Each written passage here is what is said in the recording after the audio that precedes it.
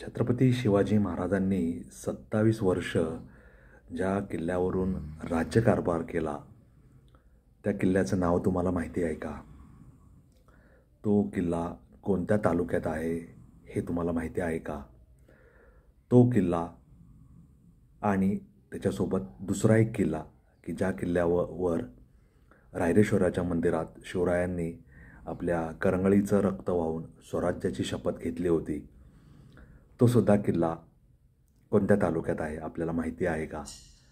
आणि असे दोन किल्ले त्या तालुक्यात असताना त्या तालुक्याच्या पायथ्याशी असलेल्या एका गावावरून या परिसराला, या तालुक्याला जे नाव देण्यात आलं होतं ते नाव आता बदलण्यात आलं आहे.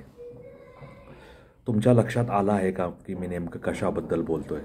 मित्रांनो, स्वराज्याची पहिली राजधानी असलेला राजगड किल्ला आणि स्वराज्याची शपथ ज्या ठिकाणी घेऊन स्वराज्यात दाखल करण्यात आलेला पहिला तोरणा किल्ला, हे दोन्हीही वेल्हा तालुक्यात आहेत. वेल्हा तालुका हा पुणे जिल्ह्यात येतो आणि भोर वेल्हा हा टेकड्यांचा, डोंगराचा, धरणांचा, नदी नाल्यांचा हिरवागार असा प्रदेश आहे. आणि ह्या प्रदेशाचं वेल्हा या गावाच्या अनुषंगाने जे पूर्वी नामकरण होतं ते नामकरण बदलून आता छत्रपती शिवाजी महाराजांचा स्वराज्यातला पहिला किल्ला, 27 वर्ष राज्यकारभार ज्या किल्ल्यावरून केला तो राजगड किल्ला, आणि त्या राजगडच्या किल्ल्यावरून आता वेल्हा तालुक्याला राजगड हे नाव देण्यात आलं आहे. त्यामुळे वेल्हे तालुक्याची ओळख यापुढे राजगड अशी होणार आहे. एक प्रकारे हा जो आपला ऐतिहासिक वारसा आहे त्या वारसाला मान्यता देण्याचं आणि पर्यटनाला चालना देण्याचं काम या निमित्ताने होईल असं म्हणायला काय हरकत नाही. कारण रायरेश्वराच्या पठारावर, कास पठारावर जशी फुले उमलतात वर्षातून एकदाच, आणि कास पठाराला ज्याप्रमाणे जागतिक मानांकन लाभलेलं आहे वारशाचं, जागतिक वारशाचं, वर्ल्ड हेरिटेज, त्याच प्रमाणचं मानांकन इथून पुढे रायरेश्वराच्या पठारालाही द्यायला काय हरकत नाही. कारण तिथेही कास पठारासारखी फुले उमलतात आणि ती पाहायला पर्यटकांची पावले त्याकडे वळतात. त्याचबरोबर तोरणा किल्ला असेल, राजगड किल्ला असेल, राजगडावरच्या 3 माच्या असतील, पद्मावती माचे असेल, बुदला माचे असेल, आणि तिथे जाणाऱ्या पर्यटकांना जे स्थापत्यशास्त्राचं अनोखं असं वैशिष्ट्य पाहायला मिळतं. त्यामुळे पर्यटकांची पावले या संपन्न अशा तालुक्याकडे वळतात आणि तिथलं निसर्ग सौंदर्य, त्याचबरोबर तिथले विविध धरणांच्या अनुषंगाने असलेले पाण्याचे डोह, हे सगळे पाहून आपले सगळे पर्यटक धन्यता अनुभवतात. आता राजगडाचं 2011च्या जनगणनेनुसार लोकसंख्या 54,516 आहे. त्यामध्ये 27,504 पुरुष आणि 27,012 महिला आहे. साक्षरता दर हा जवळपास 76% आहे आणि लिंग गुणोत्तर म्हणजे 100 पुरुषांमागे महिलांचं प्रमाण 982 आहे. तालुका पूर्णपणे ग्रामीण आहे आणि त्यात 130 गावं आहे आणि एकूण 70 ग्रामपंचायतीपैकी 58 ग्रामपंचायतीने तालुका बदलाच्या या प्रस्तावाला मान्यता दिली होती. आणि राजगडाचं नाव बदलण्याचा प्रस्ताव हा 22 नोव्हेंबर 2021च्या जिल्हा परिषदेच्या सर्वसाधारण सभेत मंजूर करण्यात आला होता आणि त्यानंतर तो विभागीय आयुक्त कार्यालयात पाठवण्यात आला होता. 5 मे 2022ला प्रस्ताव दाखल करून घेण्यात आल्यानंतर उपमुख्यमंत्री अजित पवार यांनी 2023मध्ये तत्कालीन मुख्यमंत्री एकनाथ शिंदे यांना पत्र लिहून वेल्हा तालुक्याचं राजगड असं नामांतरण करण्याची कारवाई करण्याबाबत मागणी केली होती. आता वेल्हा तालुक्यातला हा जो संपूर्ण परिसर आहे, म्हणजे राजगड असेल, तोरणा असेल, हे सगळं ऐतिहासिक असं आपलं पुरातन असं वैभव आहे. आणि ह्या वैभवाला जपायची जबाबदारी मूल निवासी भूमिपुत्रांची आहे असं मला या निमित्ताने आवर्जून नमूद करावं वाटतं.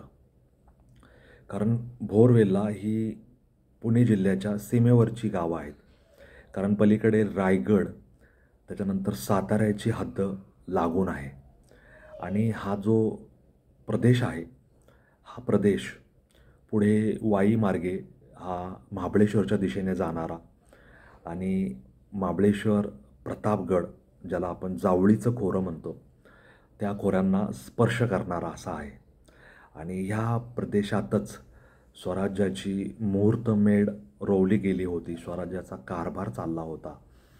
आणि छत्रपती शिवाजी महाराजांनी स्वराज्याची जी चौकट आखून दिली होती, त्या चौकटीच्या अनुषंगाने संपूर्ण राज्यकारभार, मग तो महसुली असेल, मग तो कृषी विभागाशी संबंधित असेल, मग तो सामान्य प्रशासनाशी संबंधित असेल, मग तो आपल्या स्वराज्यातील न्यायदानाची पद्धत असेल, शिक्षणाची पद्धत असेल, त्याच्यानंतर विविध धोरणं असतील की ज्याच्यामुळे रयतेचं संरक्षण होईल, सर्वत्र रयतेमध्ये समाधान असेल, राज्यकारभाराबद्दल आत्मविश्वास असेल, राज्यकारभारामुळे संरक्षण जनतेपर्यंत पोहोचेल अशा प्रकारची भावना असेल, हे सगळं छत्रपती शिवाजी महाराजांनी याची चौकट आखून दिली होती आणि काम करायच्या पद्धती निश्चित केल्या होत्या.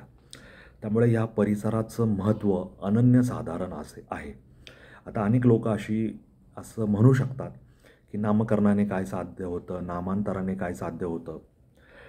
त्यांचा प्रश्न हा सामान्य दृष्टीने, सामान्य वृत्तीने विचार करायला गेलं तर त्याच्यामध्ये काही तथ्य नाही असं आपण म्हणू शकतो. आणि त्यांचा प्रश्नच मुळात सामान्य अशा पद्धतीचा आहे. आपल्या वारशाचं, आपल्या संपन्न परंपरांचं, आपल्या इतिहासाचं जर आपल्याला स्मरण नसेल तर येणाऱ्या पिढ्यांना आपण काय त्याचं स्मरण करून देणार आहोत. राजगड हे आपल्या राज्यकारभाराचं, आपल्या इतिहासाचं भारदस्त असं पुनर्ओळख निर्माण करायचं कारण आहे आणि कारक आहे. राजगड हा राजांचा, राजगड हा राज्यव्यवस्थेचा आणि राजगड हा स्वराज्याचा आत्मसन्मान केंद्रबिंदू आहे असं आपण म्हणलं तर ते वावगं ठरणार नाही.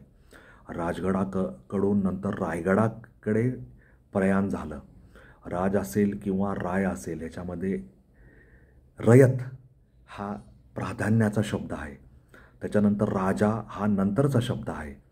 कारण रयतेच्या संरक्षणासाठी राजगड आणि रायगड आणि ह्या दोघांच्या ठिकाणी केंद्रवर्ती मध्यभागी छत्रपती शिवाजी महाराज जे समस्त मराठी जनांचं, हिंदुस्थानचं भूषण आहेत, हे त्या ठिकाणी होते. ही भावना मराठी जनांना, हिंदुस्थानला अखंड चैतन्य आणि नवऊर्जा प्रदान करत असते. त्यामुळे या वेल्हा तालुक्याचं राजगड असं नामकरण जे झालेलं आहे त्याला आपण शुभेच्छा देऊया.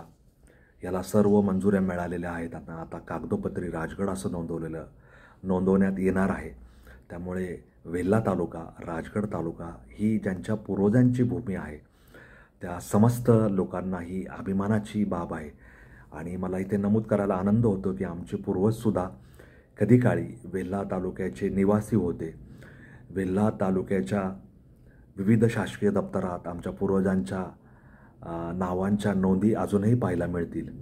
मग ते रेणुसे असतील, मग ते बडदे असतील, मग ते कोडितकर असतील, मग ते चव्हाण असतील, अशा प्रकारची नावं या परिसराने आपल्याला दिलेली आहेत. या परिसराचा आपण कायम ऋणी राहूया.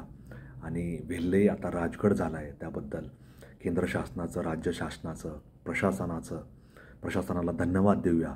आणि इथून पुढे राजांची ओळख आपल्या तालुक्याला पूर्वी होतीच, पण ती आता शासकीय दप्तरात सुद्धा समाविष्ट झालेली आहे. त्याबद्दल समाधान व्यक्त करूया. ह्या नोटवरच मी सुरेश मुरलीधर कोडितकर तुमची रजा घेतो. धन्यवाद. जय हिंद, जय महाराष्ट्र, वंदे मातरम, जय श्रीराम, जय जगन्नाथ, जय सनातन, छत्रपती शिवाजी महाराज की जय. धन्यवाद.